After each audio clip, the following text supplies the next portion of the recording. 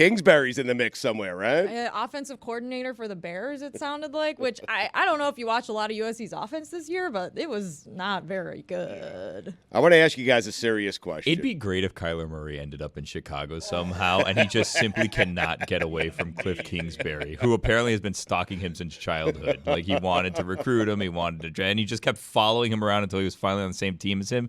And now they end up together again. On that point, there's got to be a good number of quarterbacks available, not just because there's quarterbacks available every year, because you have contracts that may not work for certain teams in their cap situation, but may work for others. But you also have what is reputed to be a really good quarterback class coming in. That's why Bill Belichick, having his pick of the litter and seeing that a team like Atlanta, which is possibly just a quarterback away, right? It's not the huge hurdle that you guys are making it out to be. I think he's looking at things like division, front office, ownership. I think those things are more important because the quarterback thing you can kind of figure out. Doesn't he also want to get away from the narrative of, like, I feel like if he goes to the Chargers and wins, it's just like you did it with another good quarterback. Like, I feel like there could be part of him that's like, I want to do this.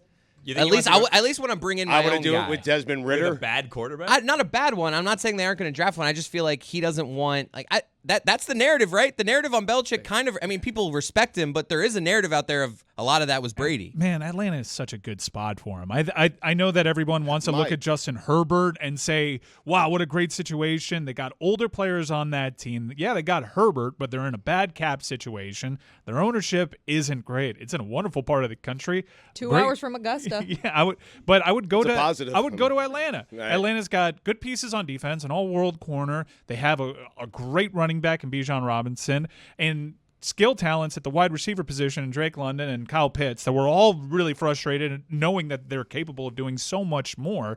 I think Atlanta's a terrific spot. I would say the biggest positive of that team of Atlanta is that division. That's the biggest positive. You ain't lying. And it's a bad division. Yeah, we've said it over and over again that if anyone knows what it's like to play in a weak division and capitalize on it, it's Bill Belichick. In part, built his whole dynasty on that principle alone. What has he lacked in New England the last few years?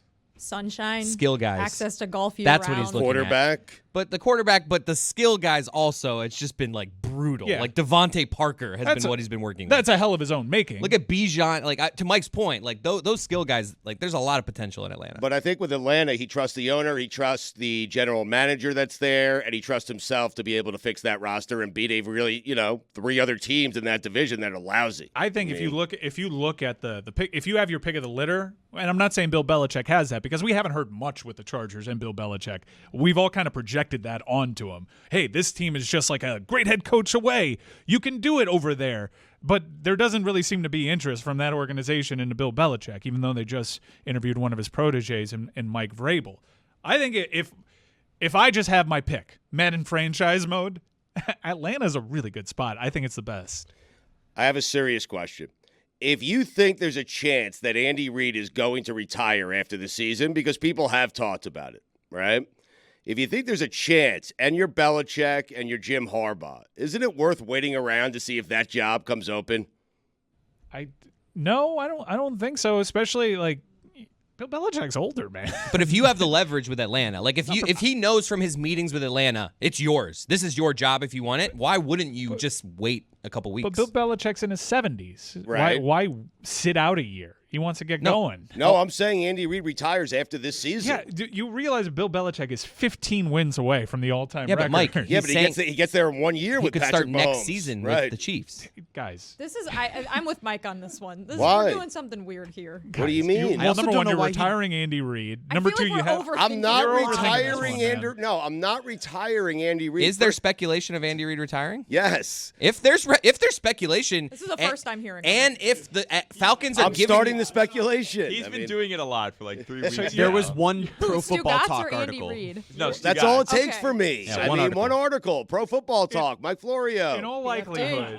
NFL Grapevine. Guys, in all likelihood, it's going to take 2 NFL seasons to get to Shula's record. Correct. You have him at his age deciding to sit one out because on you're the not, chance Mike. you You're can get to the confused. record. He's saying he would retire after this year. After this season. So starting next season, he would be with the Belichick Chiefs. would be the coach of the Chiefs. But that's totally unfounded. But and if it's just you have speculation. the leverage, Stugotz said it's speculation. No, but guys, No, from time out. Stugotz, from Belichick's perspective, Yes. if you know you have the Atlanta job, Right. why wouldn't you just say, all right, I'm gonna do this and I'll give you your answer in a week and a half? All these coaches are friends. What if Belichick picks up the phone? He calls Andy Reid. Andy says, yeah, this might be my final run here. You might want to wait around. I mean, it could happen. You do know that if he takes the Falcons job and then 3 weeks later Andy Reid steps down, Belichick's going to say, damn it. Yes. Yeah. No. He'll leave Because Atlanta. he's going to be like, He's who left could have places seen this before, coming hasn't except for he? Stugotz?